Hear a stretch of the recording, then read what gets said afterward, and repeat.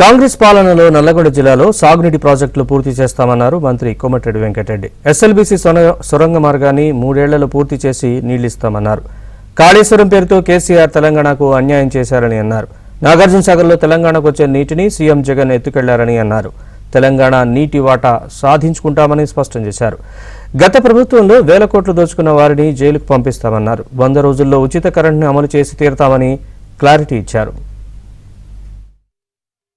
Pothureddy Pandey 44,000 cusecs ఉంటే 88,000 cusec చేసి ప్రాజెక్టులు పూర్తయి ఉన్న నీళ్ళు డెడ్ స్టోరేజ్తో అలా ఆంధ్రాకు పోతే ఇదే ముఖ్యమంత్రి గారు ఆంధ్ర ముఖ్యమంత్రి గారితో కలిసి లంచ్లు డిన్నర్ చేస్తూ ఈయనకు దెబ్బదాకి ఆయన వచ్చి పరామర్శించింది తప్ప ఇవాళ నల్గొండ జిల్లాలో ఏఎంఆర్ ప్రాజెక్టులో నాగార్జున నీళ్ళు లేక మా దగ్గర మంచినీళ్ళు లేని పరిస్థితి ఇలా దేవరకొండ నకరికల్ నల్గొండ మునుగోడు కానీ ప్రాంతాలలో నిన్న పగిడిమరి అనే గ్రామంలో 6 బోర్లు వేస్తే 6 ఫెయిల్ అయినాయి.